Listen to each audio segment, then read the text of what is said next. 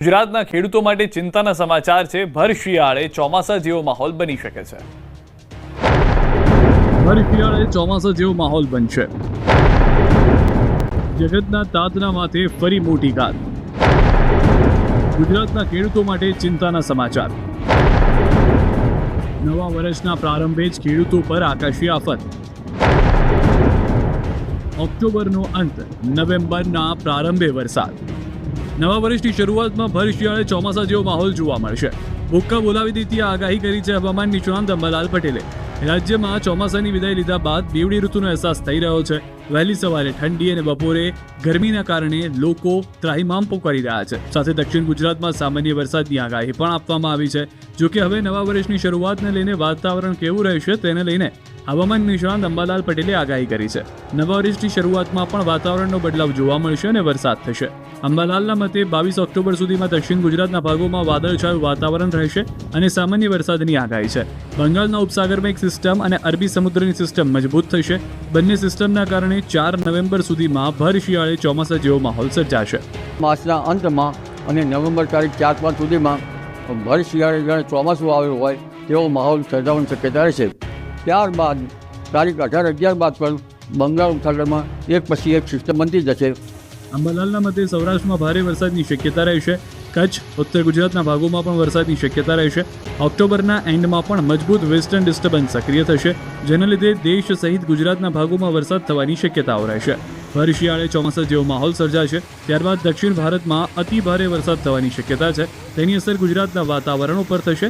સામાન્ય રીતે શિયાળામાં વેસ્ટર્ન ડિસ્ટર્બન્સ આવતા જ હોય છે, તો લા નીનોની બનાવની શક્યતા રહેતા ઠંડી પકડવાની પણ શક્યતા રહેશે. બંગાળના ઉપસાગરમાં 18 નવેમ્બર બાદ બીજું એક વાવાઝોડું બનવાની શક્યતા રહેશે, જેની અસર પણ ગુજરાતના વાતાવરણ પર થશે. દિવાળીના તહેવારોમાં હત્યાના બનાવ વધ્યા. ફટાકડા ફોડવાની ના પાડતા હત્યા.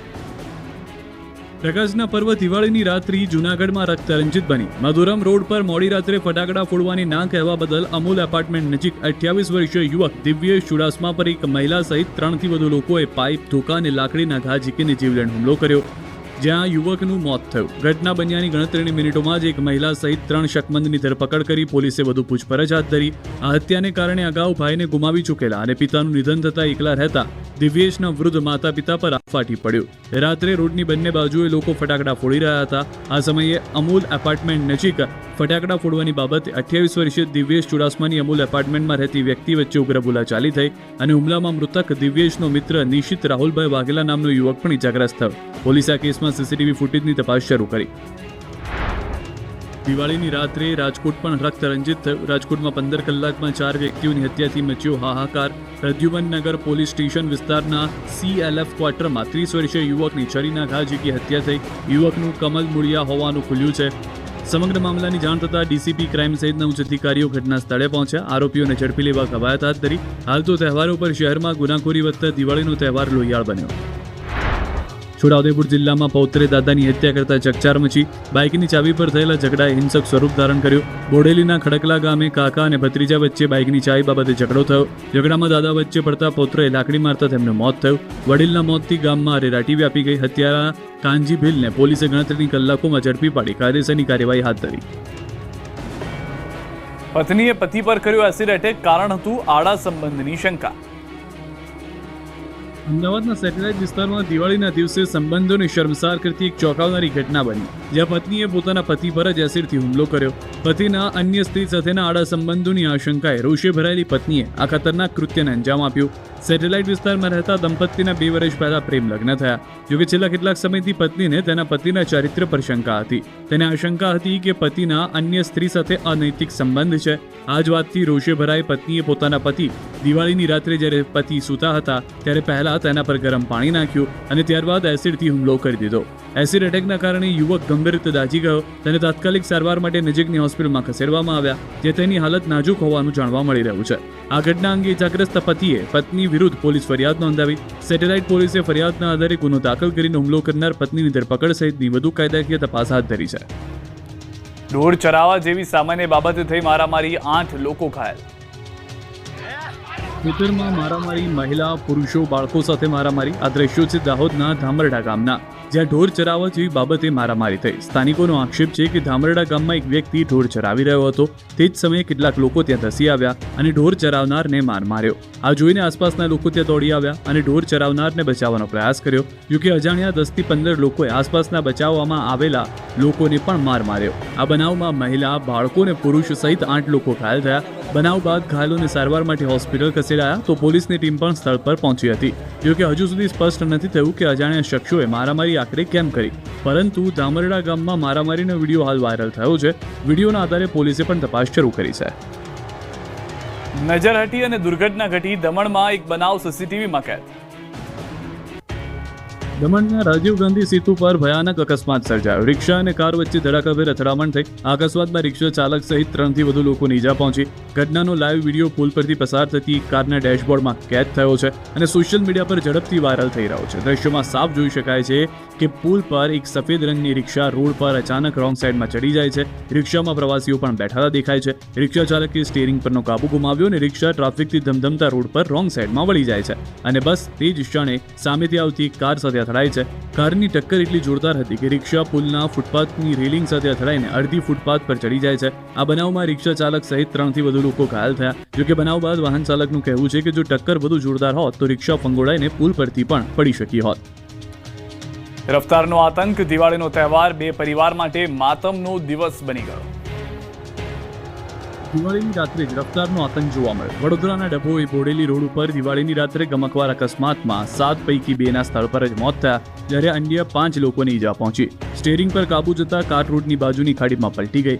કારમાં 7 મિત્રો સવાર હતા, જેઓ દિવાળી મનાવવા ડભોઈ કાર લઈને આવી રહ્યા હતા. આ અકસ્માતમાં વ્રજ શાહ અને દર્પણ વાળંદ નામના 2 યુવકોને દિવાળીની રાત્રે કાળ ભરખી ગયો, જ્યારે અન્ય 5 યુવકોને નાની મોટી ઈજા થતા સારવાર માટે ખસેડાયા. બનાવને પગલે ડભોઈ પોલીસ પણ ઘટના સ્થળે પહોંચી કાર્યવાહી કરી અને બંને યુવકોના મૃતદેહને ડભોઈ રેફરલ હોસ્પિટલ ખસેડ્યા. દિવાળીના દિવસે જ 2 યુવકોના મોતથી તેમના પરિવારમાં તહેવારના દિવસે ગમગીની ફેરવાઈ ગઈ. યુવકના પરિવારમાં ગમગીની છવાઈ. આ તરફ અમદાવાદમાં પોલીસની બીકથી ભાગતી વખતે અકસ્માતમાં મોત થયાનો આરોપ લાગ્યો. રિવરફ્રન્ટના પૂર્વ ભાગમાં અકસ્માતમાં એક સગીરનું મોત થયું, જ્યારે અન્ય 2 સગીર ઘાયલ થયા. રિવરફ્રન્ટ પાર્ક સામે શીતલ એક્વા બિલ્ડિંગ પાસે બાઇકનું બેલેન્સ ગુમાવતા બાઇક ડિવાઈડર સાથે અથડાઈ હતી, જેમાં 3 સગીરોને હોસ્પિટલ ખસેડાયા હતા. સારવારમાં 15 વર્ષીય સગીરનું મોત થયું, જ્યારે અન્ય 2 કિશોરની સારવાર ચાલી રહી છે. બનાવ બાદનો પોલીસનો એક વિડીયો વાયરલ થઈ રહ્યો છે. રખડતા ઢોરનો ત્રાસ વકર્યો. તહેવારોમાં દુકાનદારને થયું મોટું નુકસાન. મોટા શહેરોમાં રખડતા ઢોરનો ત્રાસ હવે નાના શહેરોમાં પણ જોવા મળી રહ્યો છે. દાદરાનગર હવેલીના સેલવાસમાં રખડતા પશુનો આતંક વધી રહ્યો છે. કિલ્વની નાકા પાસે 2 આંખલાઓ બાખડતા અફરાતફરી મચી ગઈ હતી. રોડ પર લડતા લડતા આંખલાઓ એક ઇલેક્ટ્રોનિક શોરૂમમાં ઘૂસી ગયા. ભૂરાટે ચડેલા આંખલાઓએ શોરૂમની અંદર ટીવી, ફ્રીજ અને અન્ય ઉપકરણોને અડફેટી લીધા, જેના કારણે શોરૂમમાં માલિકે દિવાળીના તહેવારોમાં વેચાણ અર્થે લાવેલા ઇલેક્ટ્રિક ઉપકરણોનો કચ્ચરઘાણ નીકળી ગયો. અચાનક થયેલી આ ઘટના દરમિયાન દુકાનદાર અને ગ્રાહકોમાં ભયનો માહોલ ફેલાઈ ગયો. તહેવારો સમયે દુકાનમાં ગ્રાહકો હતા, તે જ સમયે આંખલાઓ દુકાનમાં આવી ચડ્યા તો બાજુમાં આવેલી અન્ય દુકાનદારના જીવ પણ અદ્ધર થઈ ગયા. શોરૂમ સંચાલક અને અન્ય લોકોએ પાણી છાંટી કે લાકડાના ફટકા મારી છૂટા પાડવા પ્રયાસ કર્યો. જોકે તેમ છતાં લાંબા સમય સુધી આંખલાઓની લડાઈના કારણે અફરાતફરીનો માહોલ સર્જાયો. 2 આંખલાઓએ કિલ્વની નાકા પાસેની દુકાન સહિતના વિસ્તારને બાનમાં લીધો હતો. રખડતા ઢોરનો ત્રાસ સામે સ્થાનિકો કાયમી ઉકેલની માંગ કરી રહ્યા છે. દિવાળીના તહેવારોમાં આગના બનાવોમાં વધારો. રાજ્યના ઘણા શહેરોમાં બનાવ. દિવાળીના દિવસે ફટાકડાના કારણે રાજ્યમાં અનેક સ્થળોએ આગ લાગવાની ઘટના બની. એક પણ એવું શહેર નહીં હોય જ્યાં દિવાળીએ આગ લાગી ન હોય. સુરતથી લઈ કચ્છ સુધી રાત્રે આગ જેવો માહોલ જોવા મળ્યો. ક્યાંક ઘરમાં તો ક્યાંક ફટાકડાની દુકાનમાં તો ક્યાંક કચરાના ઢગલામાં આગ લાગી. મહેસાણા શહેરમાં એક જ રાત્રે 3 સ્થળોએ આગ લાગી. ફટાકડાના કારણે વેરાણ કચરાના સ્થળે તો રાધનપુર રોડ, સોમનાથ રોડ અને કસ્બામાં આગ લાગી. 3 સ્થળે રાત્રે જ આગ કાબૂમાં લેવાઈ. તો રાજકોટ શહેરમાં ફટાકડાના કારણે આગના 125 જગ્યાઓએ બનાવ બન્યા હતા અને તમામ બનાવમાં ફાયર બ્રિગેડની ટીમે કાબુ મેળવ્યો હતો. જ્યાં ક્યાંય પણ જાનહાનિના અહેવાલો નથી. અલગ અલગ જગ્યાએ 2 બાઇક અને 1 કાર સળગી. ગોંડલ રોડ પર સ્વિગીની વેરહાઉસમાં આગ લાગી. મવડીમાં રામધામ મંદિર ખાતે ખુલ્લા પ્લોટમાં આગ લાગી હતી. અમદાવાદના ઝુંડાલ સર્કલ પાસે આગનો બનાવ સામે આવ્યો. ખુલ્લી જગ્યામાં કચરામાં આગ લાગતા દોડધામ મચી ગઈ, જ્યારે જહેમત બાદ આગ પર કાબુ મેળવી લેવાયો. પાટણમાં ફટાકડાની લારીમાં આગ લાગી. આનંદ સરોવર ચોકના બનાવમાં ફાયરની ટીમે આગ પર કાબુ મેળવ્યો. જોકે વેપારીને મોટું નુકસાન થયું. સુરતના ઉધના ચંદ્રદીપ સોસાયટીમાં આગનો બનાવ. ગ્રાઉન્ડ પ્લસ 3 માળની ઇમારતમાં લાગી હતી આગ. પતરાના શેડ નીચે યાનનો જથ્થો હોવાથી આગે ભીષણ સ્વરૂપ ધારણ કર્યું અને ત્રીજા માળે લાગેલી આગ બીજા માળે, પહેલા માળે અને ગ્રાઉન્ડ ફ્લોરમાં પ્રસરી ગઈ હતી. જે બાદ ફાયર વિભાગે આગ પર કાબુ મેળવ્યો હતો. ભરૂચના નંદેલાવ ગામ પાસે આવેલા ખેતરમાં લાગી આગ. ફટાકડાના કારણે આગ લાગી હોવાનું અનુમાન. અમદાવાદના આઈપી મિશન સ્કૂલ પાસે આગનો બનાવ. ફૂટપાથ પર ફટાકડા વેચી રહ્યા હતા તે સ્થળ પર આગ લાગી હતી. સુરતના મોટા વરાછા પાસે ફટાકડાની દુકાનમાં એમથન સર્કલ પાસે બનાવ. ફાયરની ટીમે આગ પર કાબુ મેળવ્યો. તો સુરતના વરાછાના માનગઢ ચોકમાં ફટાકડા દુકાનમાં આગ. ફાયર વિભાગે આગ પર કાબુ મેળવ્યો. કચ્છના અંજારના સતાપરમાં ગૌશાળામાં લાગી આગ. ગૌશાળાના ઘાસના ગોડાઉનમાં આગ ફાટી નીકળી. આગના કારણે લાખો રૂપિયાનો ઘાસચારો બળીને ખાખ થયો. સુરતમાં પલસાણાની મિલમાં લાગી ભીષણ આગ. માખીગા ગામે ઇન્ડસ્ટ્રીઝમાં વિકરાળ આગ. ફોર્મના ગાડલા બનાવતી કંપનીમાં આગથી અફરાતફરી. દિવાળીના કર્મચારીઓ રજા પર હોવાથી જાનહાની ટળી. અચાનક આગ લાગતા કંપનીમાં રાખેલો સામાન બળીને ખાખ. ભીષણ આગને કારણે કંપનીનો શેડ તૂટી પડ્યો. પલસાણા, બારડોલી, સુરતની ફાયર વિભાગની ટીમો ઘટના સ્થળે પહોંચી. ગાડલા બનાવતી નવિયા ફોર્મમાં આગ લાગતા તમામ સામાન બળીને ખાખ. ચોરીનો એક આરોપી ચોરીનો સામાન વેચવા જતા પહેલા જેલના સળિયા પાછળ પહોંચી ગયો. જામનગરના વૃંદાવન સોસાયટીમાં દિવાળીના તહેવારો પહેલા થયેલી ઘરફોડ ચોરીનો ભેદ ઉકેલા. સોનાના દાગીના તથા રોકડ મળી કુલ 15 લાખથી 67,800ના મુદ્દામાલ સાથે આરોપીને પોલીસે દાગીના વેચવા જાય તે પહેલા દબોચી લીધો. 3 દિવસ પહેલા 9 લાખ ચોરી થઈ હતી અને આરોપી ચોરીનો માલ લઈ ચાંદી બજારમાં વેચવા જાય તે પહેલા જેલના સળિયા પાછળ પહોંચી ગયો. રણજીત સાગર રોડ પર આવેલ વૃંદાવન સોસાયટીમાં રહેતા તરુણભાઈ પરિવાર સાથે ઘરે લોક કરી ભાઈના ત્યાં રાત્રિ રોકાણ માટે ગયા હતા અને તે સમયે રાત્રે ચોરી થઈ હતી. પોલીસના કેસમાં તપાસ શરૂ કરી હતી, જેમાં એક શંકબંધ સોનાના દાગીના સાથે ચાંદી બજાર સર્કલ પાસે આંટાફેરા મારતો હોવાની બાતમી મળતા પોલીસે તપાસ કરી, જેમાં જામનગરના ખડધોરાજી ગામનો 55 વર્ષીય રિક્ષા ડ્રાઈવર શિવા જયરામ વાજેલિયા પકડાયો. પોલીસે આરોપી પાસેથી ચોરેલો મુદ્દામાલ પણ જપ્ત કર્યો. પોલીસના મતે આરોપી સામે અગાઉ કાલાવડમાં 3 અને રાજકોટમાં ગાંધીગ્રામમાં 6 મળી કુલ 9 ગુના નોંધાઈ ચૂક્યા છે. ફટાકડા ફોડવા જેવી બાબતે બે જૂથ વચ્ચે મારામારી થઈ. પોલીસ દોડતી થઈ ગઈ. દિવાળીના તહેવારોમાં ફટાકડા ફોડવા જેવી બાબતે બબાલ થઈ. આ દ્રશ્યો છે ભાવનગર શહેરના, જ્યાં રાત્રે ફટાકડા ફોડવા બાબતે બે જૂથ વચ્ચે મારામારી થઈ. શહેરમાં દિવાળીની ઉજવણી દરમિયાન મતવા ચોક નજીક આ વિવાદ ઊભો થયો. સામાન્ય બબાલ, મારામારી અને પથ્થરમારીની ઘટનામાં ફેરવાઈ ગઈ. ટોળાએ અલ્કા ટોકીઝ પાસે પથ્થરમારો કર્યો, જેને પગલે વિસ્તારમાં ભયનો માહોલ સર્જાયો. ફટાકડા ફોડવા બાબતે ઉશ્કેરાયેલા ટોળાએ પથ્થરમારો કર્યો. પથ્થરમારાની ઘટના બાદ પોલીસના ઉચ્ચ અધિકારીઓ અને પોલીસ કાફલો સ્થળ પર પહોંચી ગયો અને પોલીસે સમજાવટ બાદ મામલો થાળે પાડ્યો. પોલીસે આખા વિસ્તારમાં ચાપતો બંદોબસ્ત ગોઠવી દીધો અને સ્થિતિને કાબૂમાં લઈ લીધી. દિવાળીની રાત્રે અમદાવાદની હવા પણ દિલ્હી જેવી ઝેરી બની ગઈ. દિવાળીનો તહેવાર અને આતશબાજીને કારણે વાયુ પ્રદૂષણમાં વધારો થયો છે. દિવાળીનું પર્વ પ્રદૂષણયુક્ત બન્યું છે. મોડી સાંજથી શરૂ થઈને મોડી રાત સુધી આતશબાજીને કારણે અમદાવાદ શહેરનું વાતાવરણ પણ દિલ્હી જેવું ઝેરીલું બની ગયું. દિવાળીમાં ફટાકડા ફોડવાને કારણે અમદાવાદની હવા ઝેરી બની. અમદાવાદમાં રાત્રે AQI એટલે કે એર ક્વોલિટી ઇન્ડેક્સ 300 ને પાર પહોંચી ગયો. એટલે કે હવા ખૂબ જ ખરાબ અને લોકો માટે જોખમકારક બની ગઈ. ફટાકડાના કારણે હવામાં ખૂબ જ પ્રદૂષણ ફેલાયું અને લોકો બહાર ફટાકડા ફોડતા હોય ત્યારે તેમના શ્વાસમાં આ હવા જવાને કારણે તકલીફ પડે તેવી સ્થિતિ શહેરમાં જોવા મળી. અમદાવાદના વિવિધ વિસ્તારોમાં એર ક્વોલિટી ઇન્ડેક્સ 200થી ઉપર જોવા મળ્યો. શહેરના ચાંદખેડા, નારોલ, બોપલ, શિલજ, સાયન્સ સિટી, ઘાટલોડિયા, થલતેજ સહિતના વિસ્તારોમાં હવા આરોગ્ય માટે જોખમકારક બની હતી. શહેરમાં બપોરે 12 વાગે 171 AQI થયો, ત્યારે વાતાવરણમાં ધુમ્મસ જેવું દેખાતા સ્તર પ્રદૂષણ હોવાનો પર્યાવરણવિદે દાવો કર્યો. વાતાવરણમાં PM 2.5 અને PM10નું પ્રમાણ વધતા ઝેરી હવા બની ગઈ, જેના કારણે અસ્થમા, શ્વાસના દર્દીઓને સાવચેત રહેવાની સલાહ અપાઈ. શહેરના અન્ય વિસ્તારોની વાત કરીએ તો રાયગઢમાં 236, બોપલમાં 224, ચાંદખેડામાં 212, એરપોર્ટ પર 141 અને સેટેલાઇટમાં 171 AQI પહોંચ્યો હતો. આધુનિક યુગમાં લુપ્ત થતી પરંપરા તહેવારોમાં જીવંત બની.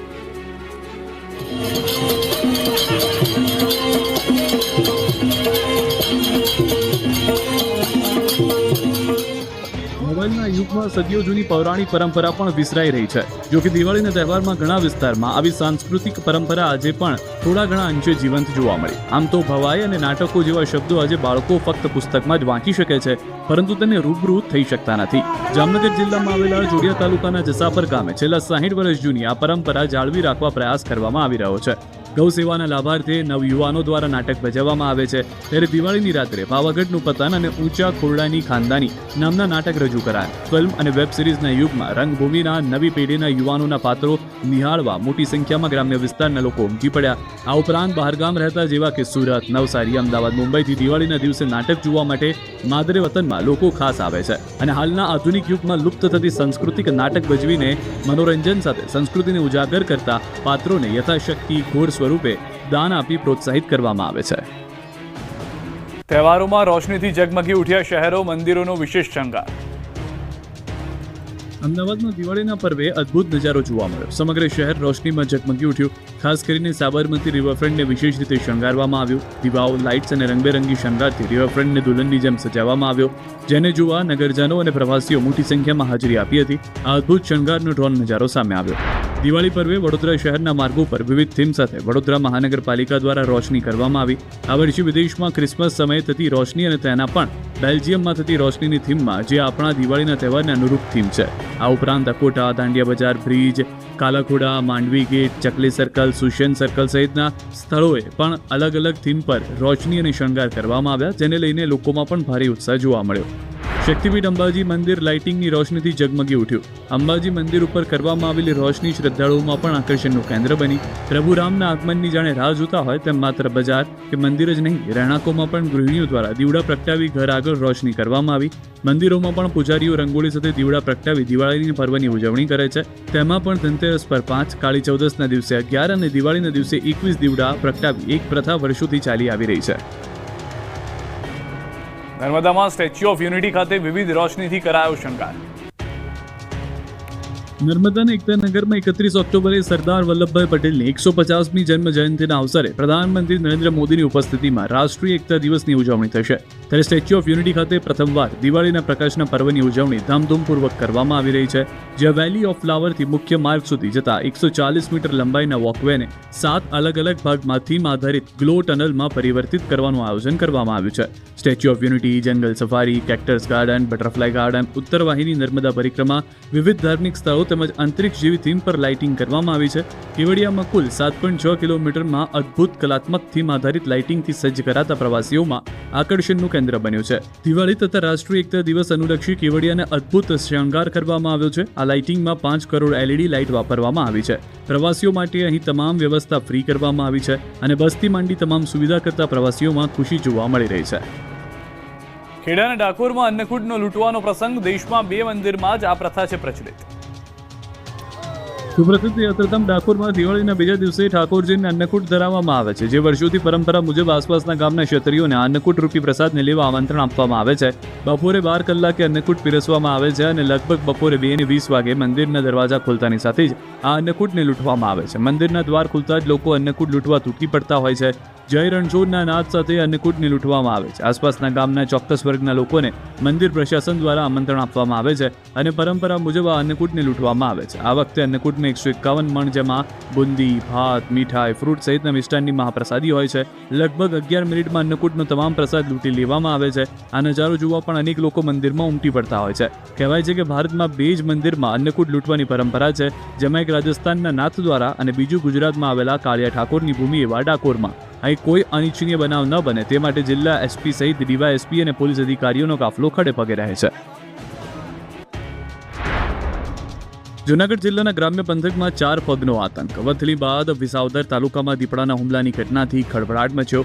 ખંભાગીર ગામમાં ઘર ફળિયામાં ફટાકડા ફોડી રહેલી બાળકીને દીપડો ઉઠાવી ગયો. બાળકીની માતાએ બૂમાબૂમ કરતા બાળકીને છોડી દીપડો નાસી ગયો. દીપડાના હુમલાથી બાળકી ગંભીર રીતે ઘાયલ.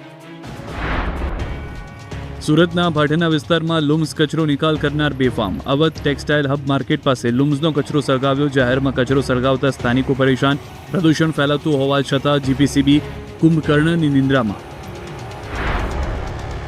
પોરબંદર જિલ્લાના ઇતિહાસમાં સૌથી મોટો દારૂનો જથ્થો પકડાયો. પશુ આહારની આડમાં વિદેશી દારૂની હેરાફેરી કરાતી હતી. એલસીબી પોલીસે 810 પેટી વિદેશી દારૂ ભરેલ ટ્રક સાથે ડ્રાઈવરને પકડી પાડ્યો છે. સાબરકાંઠાના પ્રાંતિજના મજરા ગામે જૂથ અથડામણ કેસમાં બંને પક્ષના 36 આરોપીઓની ધરપકડ. આરોપીઓને કોર્ટમાં રજૂ કરાયા. જૂથ અથડામણ ફરિયાદમાં 60ના નામજોગ અને 100ના ટોળા સામે ફરિયાદ થઈ. બીજી તરફ ફરિયાદમાં 52ના નામજોગ અને ટોળા સામે ફરિયાદ છે. સુરત એસટી વિભાગની દિવાળી ફળી માત્ર 4 દિવસમાં 2.06 કરોડની આવક. તહેવારમાં 1300 એક્સ્ટ્રા બસો વિવિધ જિલ્લાઓ સહિત મહારાષ્ટ્ર અને રાજસ્થાનમાં દોડાવવાનું આયોજન કરવામાં આવ્યું હતું.